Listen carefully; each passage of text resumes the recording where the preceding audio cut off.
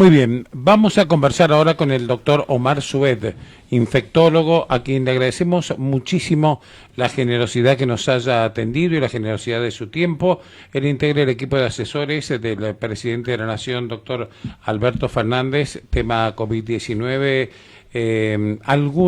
Permítame, doctor Sued, leer algo muy poquito de un extensísimo currículum y antecedentes, director de investigaciones clínicas desde el 2012, médico recibido de la Universidad de Córdoba en 1995, especialista en medicina interna y especialista universitario en enfermedades infecciosas, máster en manejo integral del VIH-Sida, Universidad de Barcelona, doctor en medicina, Universidad de Barcelona 2016, se dedica a la atención de personas con VIH desde 1997 en diversos ámbitos públicos y privados de Argentina y España, también en prisiones y ONG, ha trabajado como asesor en proyectos de VIH en Tanzania y como consultor en varios países de Latinoamérica.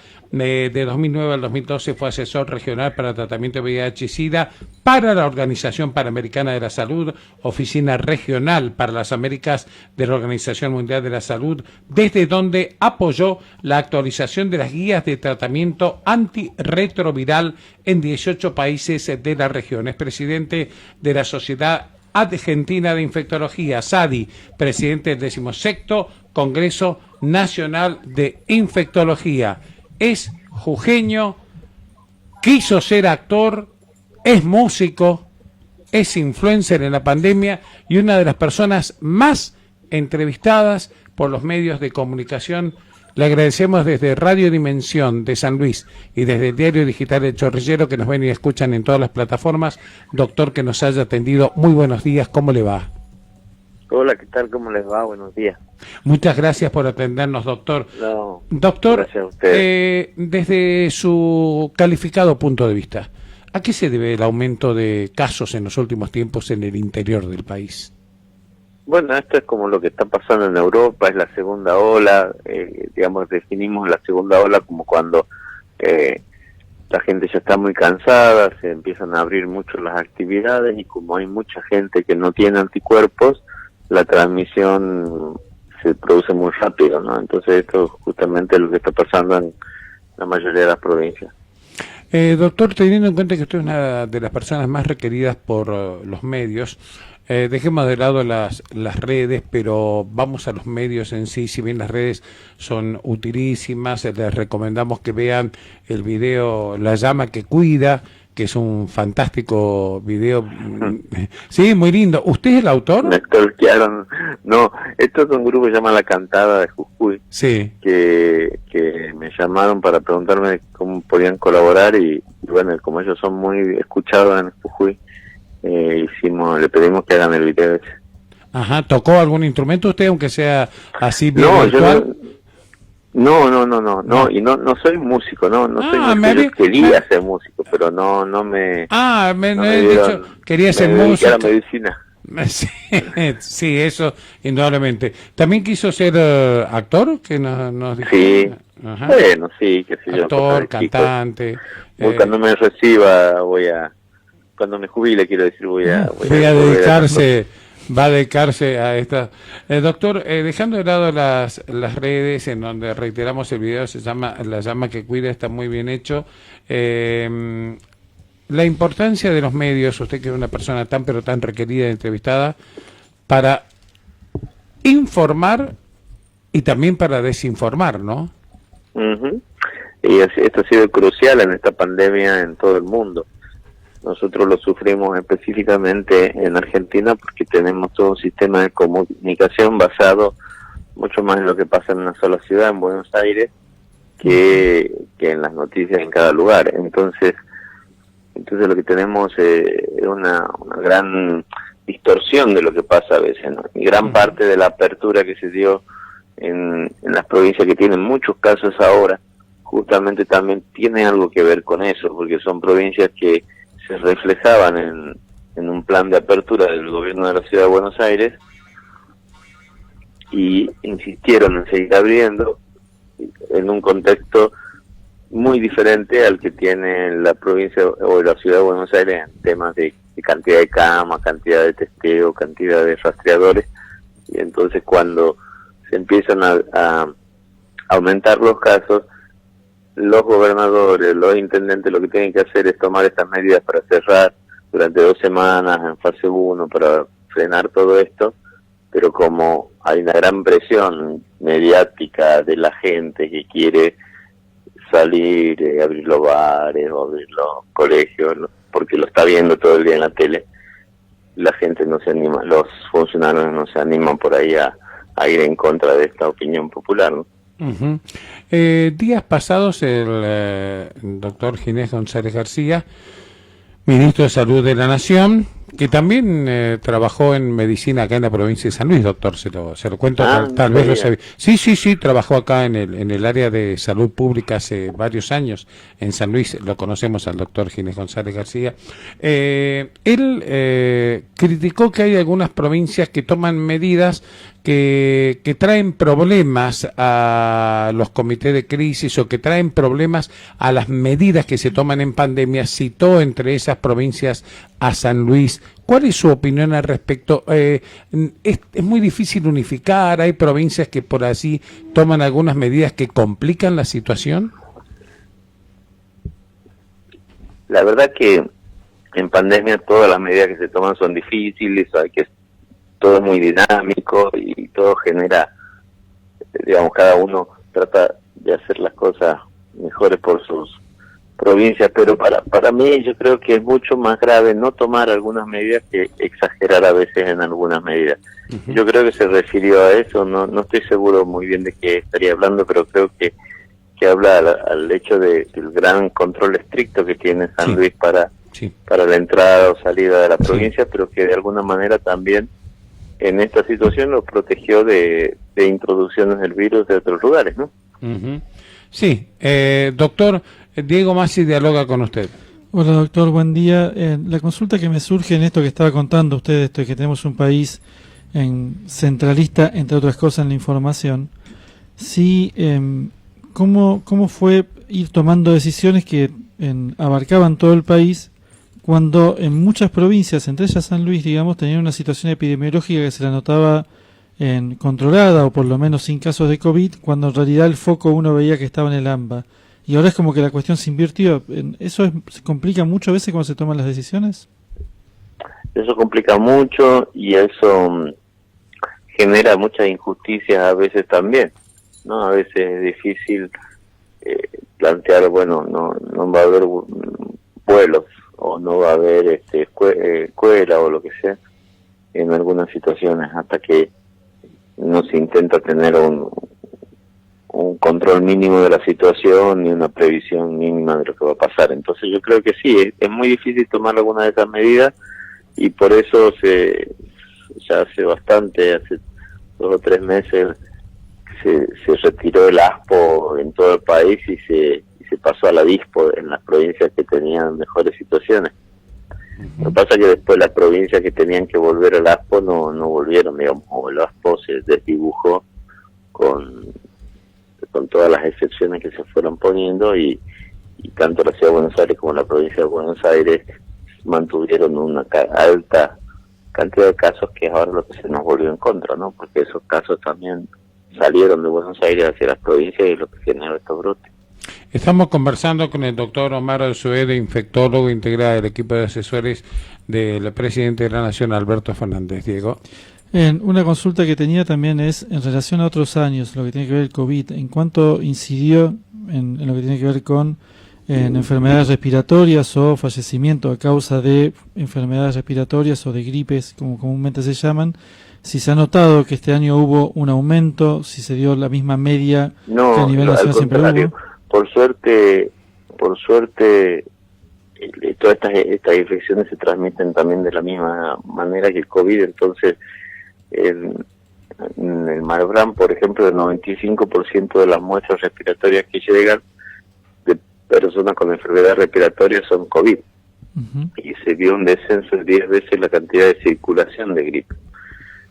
Obviamente que hemos visto otras enfermedades, ¿no? Digamos ahí, o que esta epidemia o esta pandemia impide generar la atención que nos genera siempre para las otras enfermedades. Obviamente que hay una disminución muy importante del diagnóstico de personas con HIV, del diagnóstico de las vacunas, los programas de vacuna en los niños. Hay un montón de complicaciones que vamos a tener que, al terminar la pandemia, intentar salir a recuperar tiempo. Se prevé que puede haber algún tipo de crisis en la situación de chicos sin las vacunas que deberían haber tenido por la edad y por lo que tiene que ver con el calendario de vacuna, que eso después puede tener alguna consecuencia. Sí, claramente esto nos puede poner en riesgo de brotes de sarampión. Digamos que acabamos de salir de esta situación de epidemia de sarampión también en marzo, y esto nos puede volver a poner en riesgo. Si tenés un montón de personas susceptibles, las posibilidades de brotes cuando empiecen los movimientos otra vez de gente es bastante probable. Doctor, ¿usted piensa que el protocolo nacional o los protocolos provinciales tienen que tener algún tipo de flexibilización o humanización, por llamarle así, teniendo en cuenta casos como pasó Solange en Córdoba, que usted lo conoce perfectamente, los casos que han pasado en la provincia de San Luis y en otros lugares del país? Claro que se demoró mucho en considerar esas situaciones. Yo creo que estamos tan ocupados, por decirlo de alguna manera, con la cabeza tan en tratar de evitar que la gente se muera en la transmisión, qué sé yo, que se pasó por alto esta situación, pero esos protocolos ya se habían empezado a implantar en algunos hospitales, en algunas ciudades, y sí, es probable que se haya demorado mucho en extenderse en todos los distritos. Uh-huh. Doctor, ¿cuál es la situación actual de soluciones para los que padecen COVID-19? ¿Cuáles son las alternativas, si es que hay alternativas nuevas, tratamientos nuevos, además del aislamiento, lo del ibuprofeno y demás? Ese es el gran problema, porque para esta altura de la vida ya queríamos tener resultados de estudio y queríamos tener tratamiento mágico para esto, y todos los estudios que fueron saliendo fueron mostrando que, excepción de un solo medicamento, los pacientes que están intubados y con oxígeno, que son los corticoides, es importantísimo continuar con eso. Las personas con HIV no tienen que dejar de tomar su medicación, las personas con problemas de diabetes o de hipertensión es importantísimo, porque esta enfermedad afecta mucho a estos grupos con estas comorbilidades, sobre todo si están descompensadas. Entonces, por eso es importantísimo que estén ahora con COVID o sin COVID, las personas continúen su tratamiento. Doctor, ¿y qué es lo que se viene como su punto de vista, qué es lo que va a aconsejar en la próxima reunión que tenga como asesor del presidente de la Nación? ¿Cuál será su punto de vista? ¿Qué hay que cambiar, qué hay que mantener, qué hay que seguir?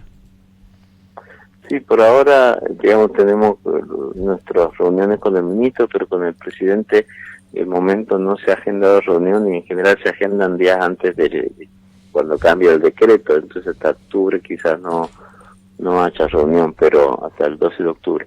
Pero creo que lo que tenemos que seguir insistiendo ahora es en los cierres intermitentes, localizados, de las ciudades que tienen brotes, y cierres estrictos durante 2 semanas, que bajen un poco esa transmisión. Seguir avanzando con el rastreo de las personas, el contacto de las personas que están con un caso positivo, y el aislamiento estricto de esas personas durante 2 semanas.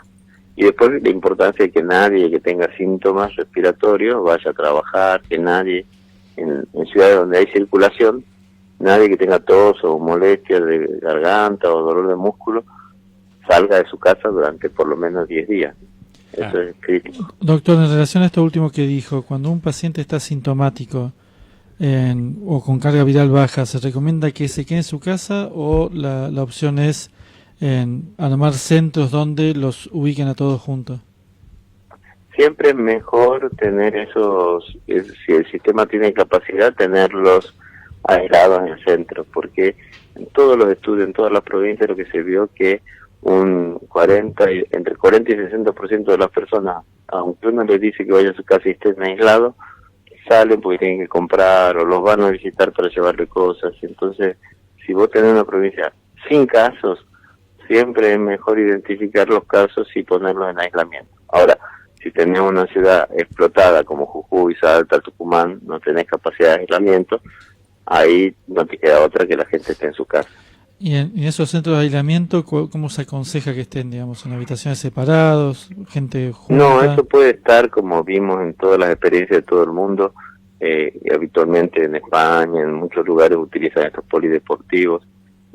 Hay que respetar la dignidad de las personas, pero no hay problema si están juntos o separados. Lo que tienen que tratar es, como ya tienen diagnóstico de COVID, ya tienen PCR positiva, el lugar tiene que estar ventilado y tienen que ser, digamos, estar aislados 10 días y nada más.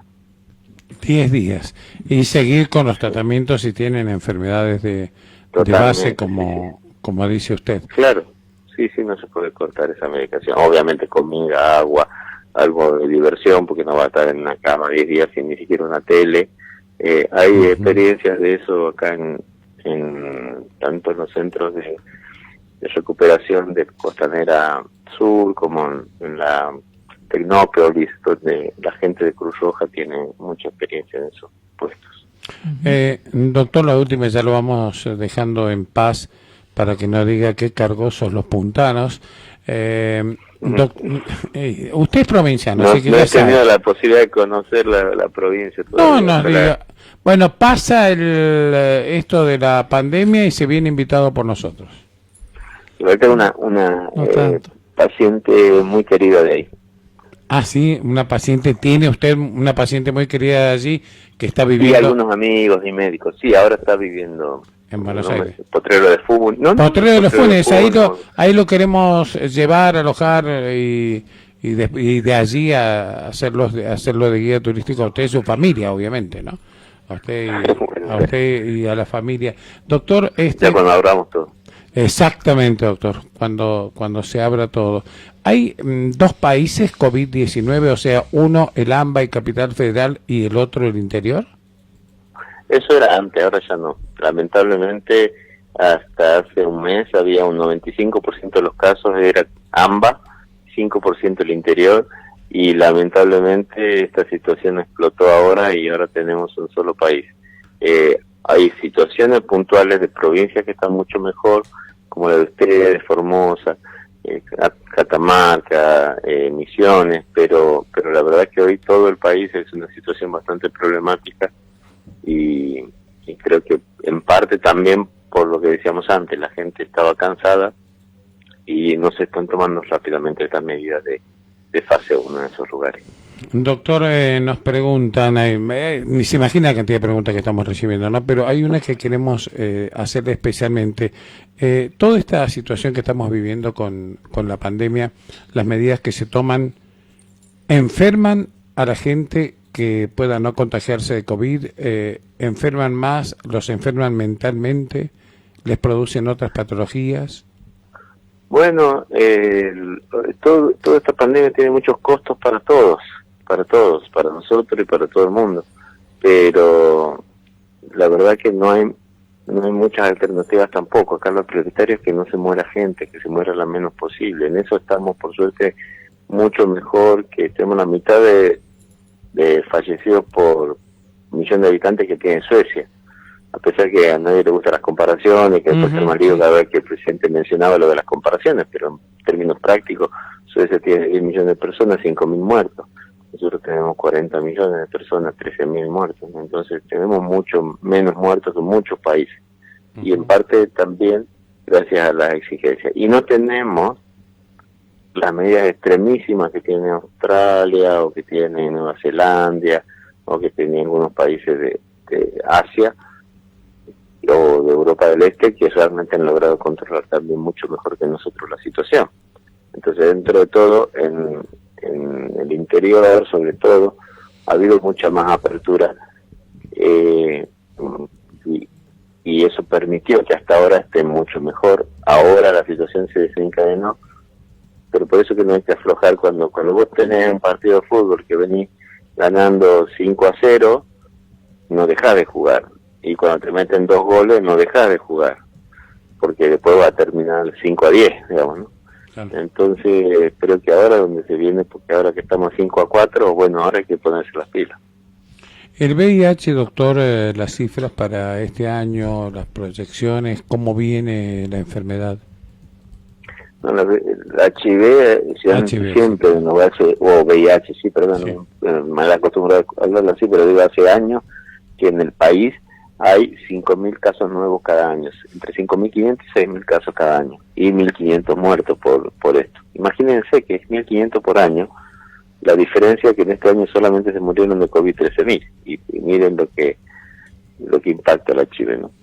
El tema es que este año hay mucho menos acceso a poder hacerse el diagnóstico, ya no están las campañas en la plaza, no están las pruebas rápidas, porque justamente todos los esfuerzos están enfocados a que se ponga menos gente de COVID. Entonces esto va a hacer que seguramente aumenten en los próximos años, se atrase el diagnóstico, pero también es cierto que con las medidas de restricción hay mucho menos exposición, aunque hay gente que sigue teniendo relaciones, sigue teniendo cañitas al aire, se sigue contagiando, hay mucho menos circulación, digamos, libertad para tener encuentros ocasionales. Uh-huh. Pero una de las cosas que preocupan es que mucha gente puede no estar yendo a buscar su remedio al hospital por miedo, y eso recordarles que tienen que ir, que no tienen que dejar, porque cuando uno deja de tomar la medicación, a los 5 días ya empieza a aumentar la carga viral y ya empieza a contagiar de nuevo. Si uno está en tratamiento bien indetectable, no contagia. Por más que no use preservativo, no se contagia, porque eso es esto que hemos conocido en los últimos años, que es indetectable, carga viral indetectable, es igual a no transmisión del virus. Entonces es importantísimo que eso se vuelva a retomar, y es importantísimo después que las personas que tienen alto riesgo tengan acceso a otras medidas de prevención, a preservativos, a medicamentos para evitar la infección, que por ahí eso también está demorada la implementación. Uh-huh. Saliendo del VIH, el HIV, el sexo en la época de pandemia de COVID-19, ¿cómo debe enfrentarse? Bueno, uno, si no tiene su propia, digamos, una pareja estable, con su pareja estable hace lo que la pareja le deja hacer. Uh-huh. Pero si uno no tiene una pareja estable, en los lugares de alta transmisión, en los brotes, lo que hay que evitar es, o saber uno que va a estar en riesgo de COVID, obviamente. Si uno tiene sexo ocasional con trabajadores sexuales, o tiene sexo ocasional con parejas, con otras personas que no viven en tu casa, tenés riesgo de adquirir el COVID en lugares donde hay transmisión comunitaria. Ahora, lo que uno tiene que tratar para el sexo y para la salida y para cualquier actividad que uno haga, para el trabajo, es que en su propia casa uno trate de evitar la transmisión que se contagia afuera. Es decir, si uno es trabajador de la salud, o si uno es trabajador sexual, o si tenés mucho contacto con mucha gente y tenés riesgo de COVID, no sería bueno que vos seas la persona que cuida a un anciano o que conviva con una persona con asma crónica, con muchos problemas. Entonces tendrías que cuidarte o cuidar a ese otro grupo y armar estas burbujas para evitar esas transmisiones, ¿no? Uh-huh. Doctor, le agradecemos muchísimo la nota. Nos queda preguntarle nada más, en los fallecimientos, ¿hay un grupo etario que, digamos, se muere más gente de tal edad a tal edad? Sí, por supuesto, muchísimo más gente. Esto afecta muchísimo en forma, un aumento, digamos, se va duplicando cada 10 años. Entonces, de 2% más o menos en menores de 50, pero mayores de 60, 5%, mayores de 70, 10%, y mayores de 80, un 20% de los que se infecta se muere. Por eso es tan importante tener mucho cuidado con las personas mayores de 65, o de 60 en realidad, de tenerlos aislados lo máximo posible, cuidado de no visitarlos en el momento que empieza a haber transmisión en la ciudad. Claro. Doctor, la vacuna, ¿cuánto hay de real? No para cuándo, porque usted no puede hacer futurología, pero... Claro. Bueno, tenemos ya varias vacunas en marcha en Argentina, en estudio, entonces eso son estudios que hay que mirar los 6 meses por lo menos. Entonces calculamos que más o menos, si no hay complicaciones como la que apareció en la vacuna de Oxford, suponemos que en 3 o 4 meses vamos a empezar a cerrar algunas bases de datos, y si solo todo sale bien, quizás para marzo o abril vamos a tener la evidencia que digan si la vacuna sirve o no sirve. Hasta ahora vienen bastante bien, y por eso es que muchos países ya están empezando a organizar la parte de la producción para empezar a repartirla, pero no sabemos muy bien. Igualmente, en este contexto tan con poca opción, con una vacuna que funcione un 60%, ya estaríamos felices. Doctor Omar Shoed, muchísimas gracias. Ahora en serio, jujeño, recibido en Córdoba y que vive en Buenos Aires y que estuvo en Tanzania también, ¿no? Sí, en varios países, por suerte, lindas experiencias. En Zanzíbar trabajando para Médico del Mundo. Doctor, usted sabe como provinciano que para los medios de provincia es muy importante acceder a palabras de personalidades científicas como usted, por eso el agradecimiento, porque lo hizo todo muy simple el acceder y el llegar a usted, y ni hablar del tiempo que le hemos robado en la nota, porque no sé cuánto habrá pactado, pero le robamos tiempo. Que disculpen los otros amigos que lo están esperando. Un abrazo, doctor. Que vaya bien, un abrazo grande. Hasta luego. El doctor Omar Shoed, infectólogo, integra el equipo de asesores del presidente de la Nación.